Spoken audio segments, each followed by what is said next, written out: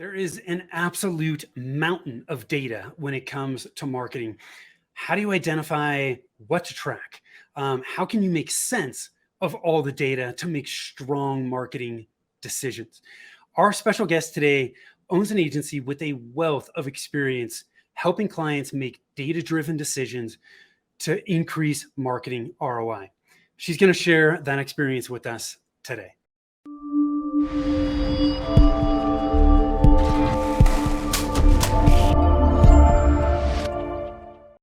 Hi, I am Tim Fitzpatrick with Rialto Marketing, where we believe marketing shouldn't be difficult and you must remove your revenue roadblocks to accelerate growth. Thank you so much for taking the time to tune in.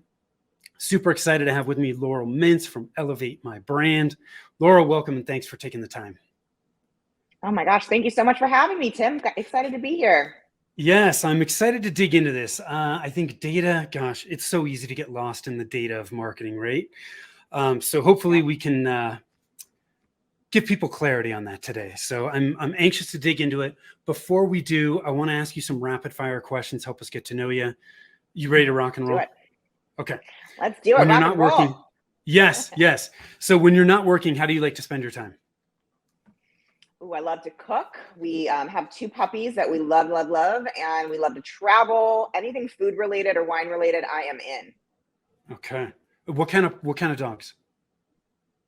We have a King Charles Spaniel, who is more of a cat than a dog. And then we've got a big rescue that we took to the vet and literally asked the vet what kind of dog she was. And the vet said jog. So she's a big mutt. They have dog DNA tests now. I'm not sure how accurate they are.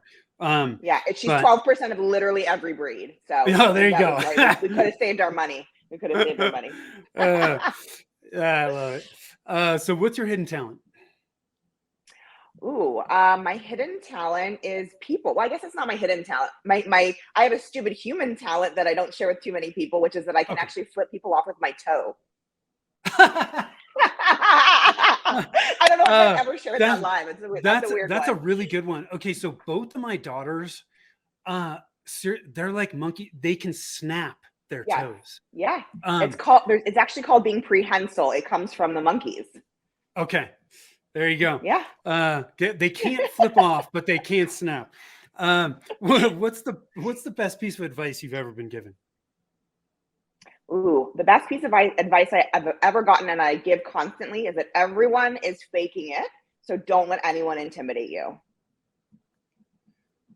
That is a great piece of advice. I saw this the other day. Some, like none of us have it all figured out, right? No matter, we look at people and like, oh my gosh, they've got it all together. No, they don't. Nobody has it all figured out. No, they don't.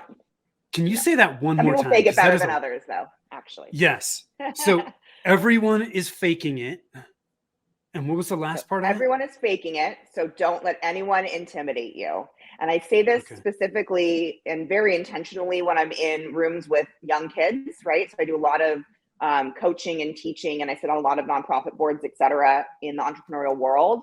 And that's my big takeaway, because they're always like, you're so established. You have everything together. And I'm like, first of all, no, I don't. And second of all, everyone's faking it. So show up in every room with all the power and know-how that you have, and just be there to listen. And again, don't let anyone intimidate you. Everyone's figuring out what their next step is, because nobody has it all figured out. Yeah, that's a great one.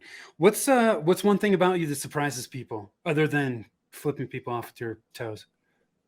I think people are surprised that I actually like being alone quite a bit, because I'm such a people person. Like when the pandemic hit, everyone was like, are you okay? Like all my friends called me because I was that girl that was out at 10 events a night, like hopping, schmoozing. And I think everyone thought that I was going to like lose my, what, but I actually found that I enjoyed the calm and peace quite a bit. And I didn't need the input from other people as much as people think I do. What does success mean to you? Success is about being truly happy and finding peace and helping to empower and lift up others around you. So I'm working on all those things all the time. That's part of growth and evolution, but that's what it is to me. Happiness. Where's your happy place? cuddling on my couch with my husband, a great glass of wine, and my puppies for sure. What qualities do you value in the people you spend time with? Loyalty, play, and joy. Like I need someone that's going to be a good time, and intelligence. Like I just don't have patience or time for people that don't inspire and empower me. Thank you. You're done. That's the rapid fire questions. Awesome job. Oh, Tell us a little bit more about what you're doing with Elevate My Brand. Yeah, Elevate's been around for 14 years. I can't even believe it. Hopefully, I always say, hopefully, I only look 12. Yeah. But we've been working with over 315 brands over the last 14 years, from baby startups all the way up to some of the biggest global brands like Meta, Verizon, Paw Patrol, Geico, you name it, we've done it.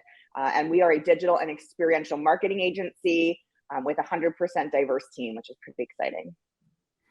Very cool. Congratulations. 14 years. You're doing something right. You're still figuring it out, but you're doing something right. Still stupid. Yeah. No, I love it. So we're it's hard to believe that as we shoot this, it's almost the end of March. What are some of the exciting trends that you see for marketing in 2023? Obviously, the big one is that immersive AI conversation, right? ChatGPT is like taking over. Yep. And I will tell you, my sister is going to be engaged soon, and I actually ChatGPT'd best engagement options for all of these like nuances and things about her, and it was pretty spot on. So I think that that's going to continue to grow and be really exciting. And I know a lot of people are nervous about it because it means that it's going to oust some people from kind of menial jobs. But I think just like in the tech world, that just means that they'll have to reinvent themselves and find new skill sets. So I think that's a really exciting future state for marketing. And then the other piece that's been a constant conversation, I think, is the creator community. So really the evolution of the influencer and how that's going to impact content creation in the future. Yeah, the ChatGPT conversation is an interesting one because it's so early right now. I think it's hard for us to really fully grasp how this is going to unfold. We're starting to see, I'm starting to see people, I saw somebody on LinkedIn that was posting that they were a ChatGPT expert. And I kind of had to chuckle to myself. I mean, hey, I guess, maybe you got a month on us, but gosh, I think it's exciting. It is exciting, but I think experts are BS. The same way that I feel like when someone says they're a Web3 expert, I'm like, come on, this is just the future of web. Who's an expert in that? It's not. It hasn't happened yet. It's still evolving. So again, it's like a lot of marketing jargon, which is why we're here to dispel a lot of those rumors, right, Tim? Yeah. Yes, absolutely. And it's I also think that yes, it may displace certain jobs, but I also think it's going to create new ones. So exactly right. I think there's going to be a ton of opportunity, and I'm excited about it from an efficiency standpoint. I think there's a lot of efficiencies to be gained. I think it's going to make I know some of the things that I do from a marketing standpoint just more efficient. There's a lot of data that we can get very quickly. You still got to interpret it, right? You still got to. That's true. And you still got to bring the human element for sure. Yes. It's not perfect, right? But it allows you to get a lot of information very quickly that would otherwise take you a lot of time. So I don't know. We'll see. I actually saw, so apparently there's people, I can't remember what they call them. I think they're ChatGPT scripts. I downloaded a Chrome extension that is a script in ChatGPT, and there's people writing all kinds of scripts. So they're like pre-written scripts. The one that I actually downloaded was to help create buyer personas. So you actually just put in what you do, where located, and it's pretty mind-boggling, the data that automatically starts to pull in from this. So I don't know. Yeah. It's going to be exciting to see how it unfolds. Yes. Totally. Yes. Totally. So what tips do you have? I know you've worked with all kinds of different companies, a lot of startups. A lot of the companies that I am working with are thinking about hiring in-house, they've hired in-house, small teams. What kind of tips do you have? Because I see people making mistakes. Yeah, lots of big mistakes, and they can be really costly, especially for a startup when you don't have a lot of runway to play with. I would Yeah. say one of the most important things that you can do is to figure out what your team's expertise actually is, right? So marketing is such a huge amorphous term, and it has so many pieces under the marketing umbrella. Nobody's good at all the things, right? Let's be Yes. totally honest.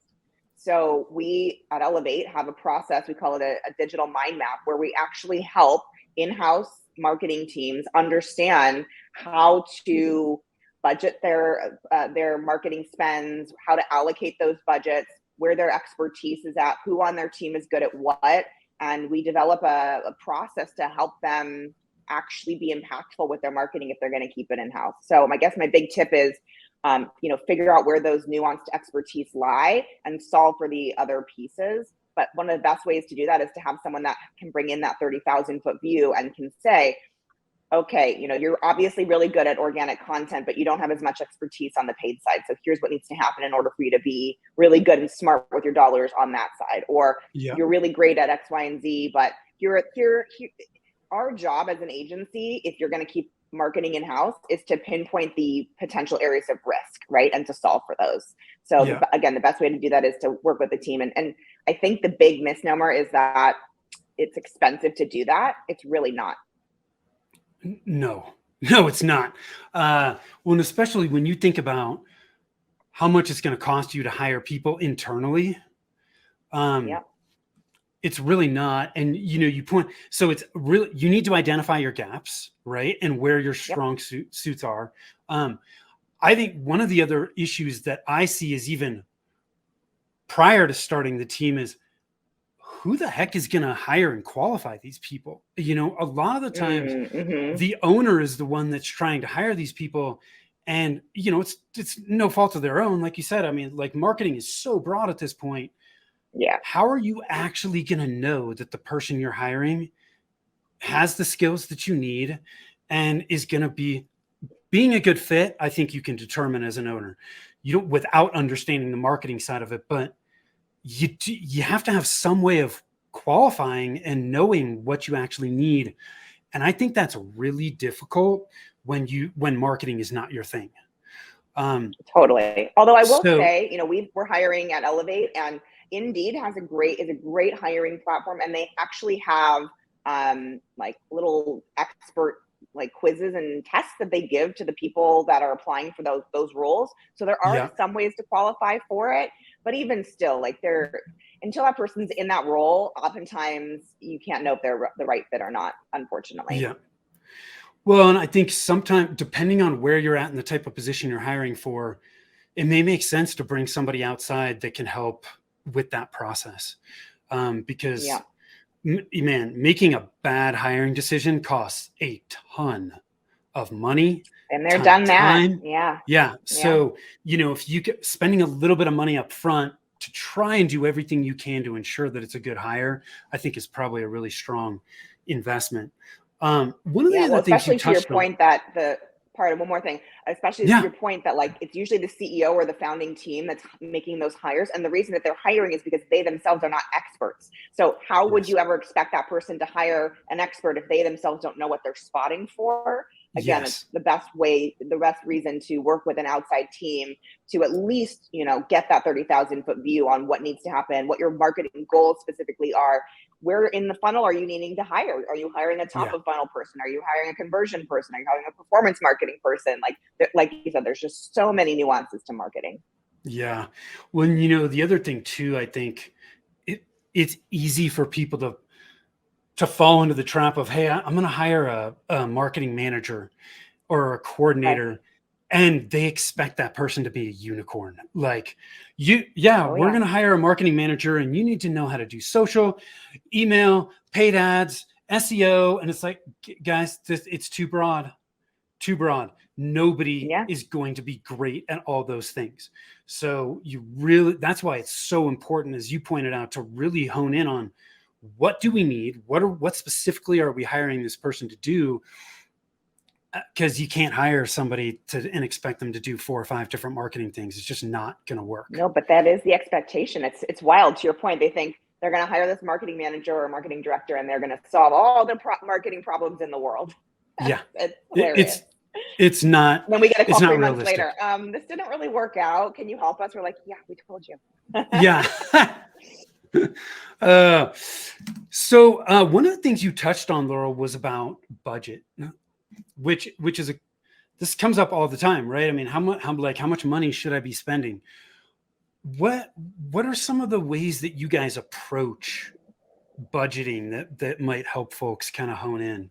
Because obviously, as marketers, I mean, you can spend as much money as you got, but $1 million. Yeah. all the money.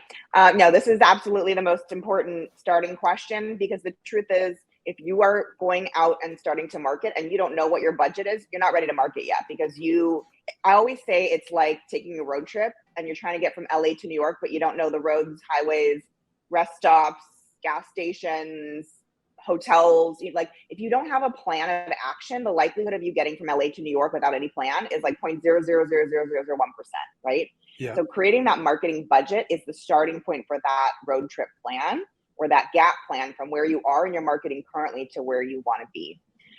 Generally, we have some approaches that we call it our marketing math.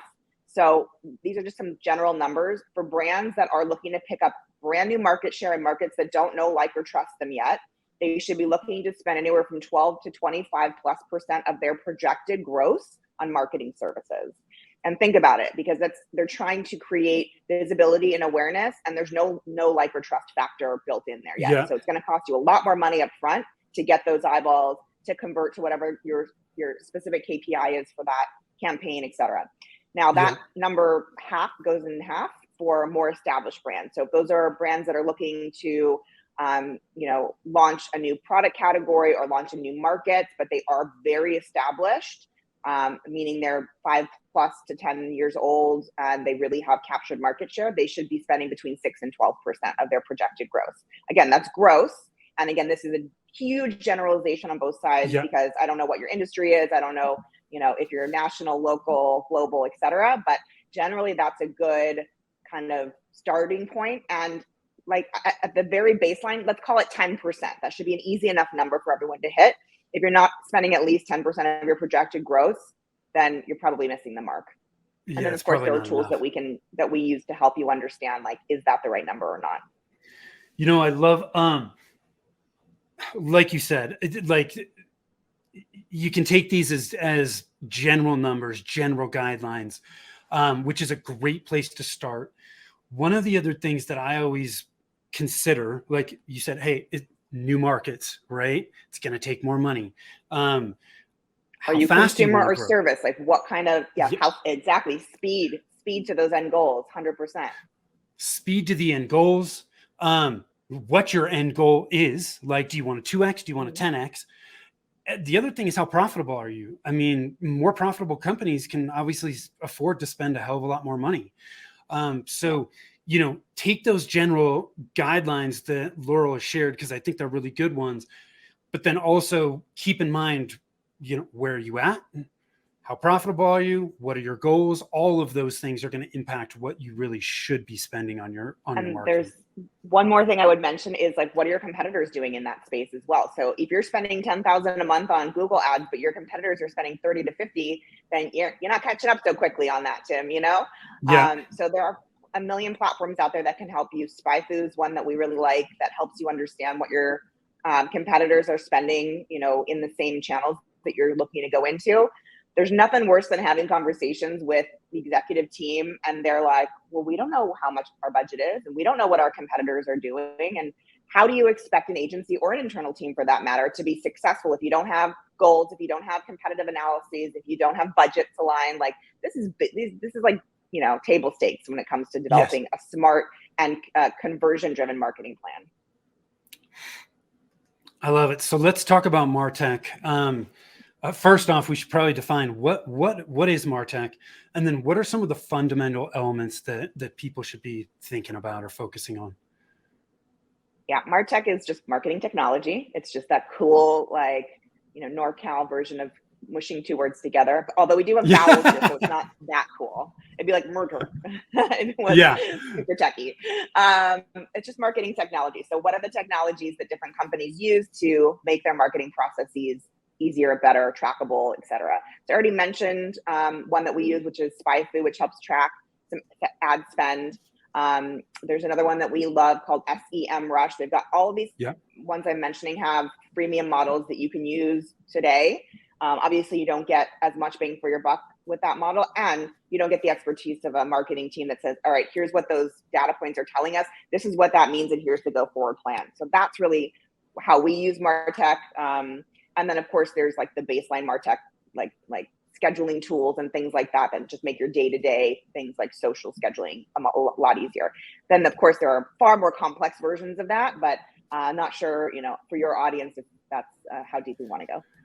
Yeah, probably not. I would not say super, super deep, but it's so, I mean, you need to focus on where you need help and then find the right tools to invest in, right? It's totally. I mean, because look, the marketing tools can add up very, very quickly. Oh yeah, they are very expensive. Yeah. So now, not all of them are expensive, but some of them are pretty expensive. So I think it's, you definitely need to figure out, hey, does this make sense? As you mentioned, Laurel, when you're hiring, out or outsourcing to an agency, a lot of times the agency is going to have those tools, and that's not something that you necessarily need to worry about. Great point. Which I think is a big benefit in doing that. But you kind of touched on this. I've got the tools, but I've got all this data, and if you can't interpret the data, it's like reading a foreign language. I'm trying to read Spanish and I don't know Spanish. Like it's not going to mean a damn thing to me. So you can phonetically understand. You can phonetically read it, but it has no meaning to you. Right. It has no meaning. So, one of the things that I see a lot of companies struggling with when we talk about data is just, man, what data do I actually need to focus on? What's important? What's not? I always default. I love keeping things as simple as possible. There's so many people tracking vanity metrics when it comes to marketing. How many people are on my email list? How many fans do I have on Facebook? Who cares if you're not generating leads that turn into customers?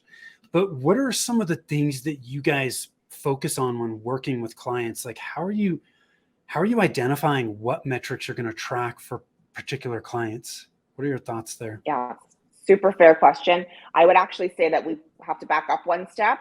And one of the first things we do is define marketing goals, right? Like, what is your actual goal? And we actually have that digital mind map that I mentioned, where we go through what those goals are with our clients and their teams, right? So it's important, first of all, that everyone's on the same page. And oftentimes in that exercise, we find that either they're not on the same page at all, like someone's marketing goals are completely different from someone else who's on the team who may be leading marketing or maybe C-suite or an underling. It doesn't really matter. If your goals aren't aligned with everyone on your team, the likelihood of you hitting them is slim to none. And then the other thing we see a lot, Tim, is that people's goals are actually sales goals, which are not marketing goals. So a lot of times we have to back them up and say, that's at the bottom of your funnel. We haven't even defined what all these stages are in the top of your funnel, and you're a brand new brand. Like, you're not going to go from 0 to conversion. That's not how this works. So a lot of what we do as an agency is education and letting them know. And again, the data points from the MarTech platforms we use really help with that, because there's so much of the I think, I feel. And our job as an agency is to take the subjectivity out of that creative process and to datify the whole thing, so we can say, okay, here's what you said your 3 to 5 marketing specific goals were. Here are the 3 to 5 KPIs or key performance indicators that we are on the right track to succeed in those goals. Here are your baseline metrics within each of those goals and channels. Here's what your competitors are doing in those channels and what their budgets are. And then it's about creating a gap analysis to get you from point A to point B based on what your budget constraints are, right? And channel constraints are. So there's a lot of different layers that happen within that. But that's, I would say there are very generic KPIs that you track per channel. Like, those don't really change. It's a matter of how those levers and spigots change as you turn them based on budgets, time, et cetera, all the things we were talking about before. Yeah. I love that distinction about goals. Because if you don't understand what your goals are, the goals are what's dictating what you're going to track, right? Totally. I remember somebody said, I can't remember where I heard this, but they were talking about, I'm going to do email marketing or I'm going to do social. You have to understand what your goals are for Yeah. whatever Why? activity that is. Why? What's your why? Um, yeah, what's your why? Because one person may be doing it to build brand awareness, another one might be doing it to uh, generate leads. To keep this simple, well, those are two totally different goals, right? The what you're going to Messaging is track, totally different for those. yeah, Yeah, everything, the stage and the age of your company differs and how you approach that, how big your lists are. I mean, there's again so many infinite factors that go into doing any of that successfully, for sure. yeah. So it's I one of my mentors said the most important question in business is why. uh, 100%. yeah, it always comes back to that. So um, without going into the weeds on metrics, my big takeaway from what you shared is understand why you're doing certain things, identify those goals, and that's going to help dictate what you're going to track. Absolutely. I'll take it one step further. So I talked to you about the digital mind map. We do a second version of that that's creatively focused. It's more about the mission, the vision, the values, the messaging for a brand. And so one of the activities we do there with our clients is actually going through a who, what, where, when, why, how exercise. And the answers to those, again, really differ from everyone on the team. And it's important to get everyone on the same page so that when you're messaging in those different channels that we talked about, that there's alignment there. Not only is there alignment in terms of how you message to your audience, but then we do another step further and we personify those, targets. We make sure that the messaging speaks clearly to the individual audiences at the right time. So again, a lot of nuance there, but yes, the bottom line is, like Simon Sinek, if you don't follow him, I absolutely suggest everyone do. I love, love, love everything he has to say, but he says start with your why because everything else follows from that. Yeah, I love it. This has been a great conversation, Laurel. I appreciate you taking the time. Any last minute thoughts, words of wisdom you want to shower us with before we close things out today? I mean, marketing can be as complicated or as simple as you want it to be. The challenge is to educate and empower yourself to understand where in the marketing journey you are, what you need to be successful, and align your entire teams internally and externally on what those goals are and how you're going to hit them. And that's when you'll see marketing success. Awesome. Where can people learn more about you? ElevateMyBrand.com. We have amazing webinars and tons of content on there. And of course, on all of the channels, Elevate My Brand LA on IG, LinkedIn, etc. You know where to find us. Awesome. If you liked what Laurel had to say, which I sure hope you did because she shared a ton of great insights, go check out elevatemybrand.com. Laurel, thank you again for taking the time. I really appreciate it.